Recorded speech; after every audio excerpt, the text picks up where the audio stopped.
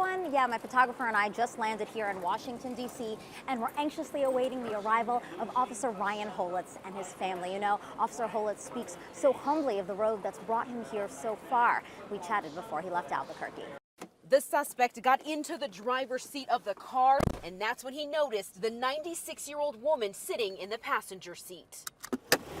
Just blocks away, he dumped Barias in this neighborhood. Target 7's Christine Page joins us live in Nob Hill to explain what the holdup is.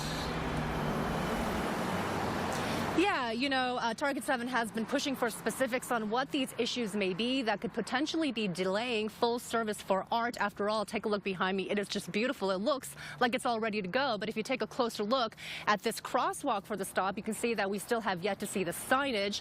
Also, no striping yet for the crosswalk either. But what we do know in talking with some businesses is still yet another source of frustration for the businesses in this Nob Hill area who are really relying on art to succeed. There are 2 bullet holes on the side of the apartment building, and look at this, 2 bullet holes going through the window. District Attorney Raul Torres asked the Senate Finance Committee for help on Tuesday. Torres says in recent years, Albuquerque is responsible for 48% of violent crime, 50% of property crime, and 70% of all the car thefts in our state. Yet his office only receives 26.5% of the funding for prosecutors. These barred windows here did not stop thieves from breaking into the store. You can see the lights are off, the door is locked, and the owner here has closed up shop for good.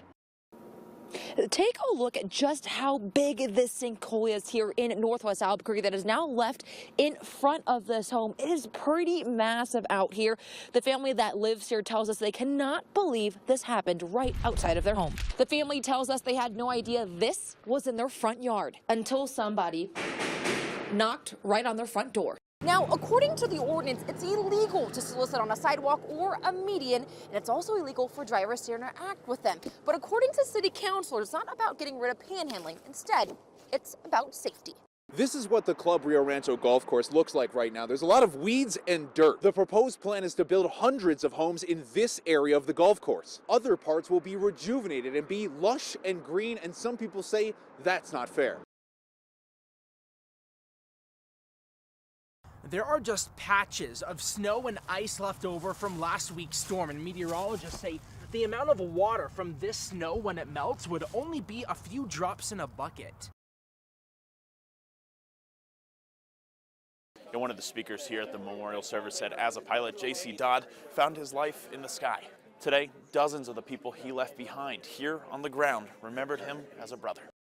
Keller spokeswoman Alicia Manzano this afternoon confirming the city has finished reviewing all of the project's contracts and found that taxpayers will not have to foot the bill for any necessary changes. We're inside a replica Breaking Bad RV, and this is just one of the many attractions you'll see at this weekend's Albuquerque Comic-Con. And it's not looking good. Numbers from the 2017 Kids Count, places New Mexico's kids at the bottom of 4 major groups. In 2014, the Department of Justice cited the Albuquerque Police Department for what they called a pattern of excessive force. 2 years later, a monitor said the department, quote, struggled to adequately investigate use of force cases.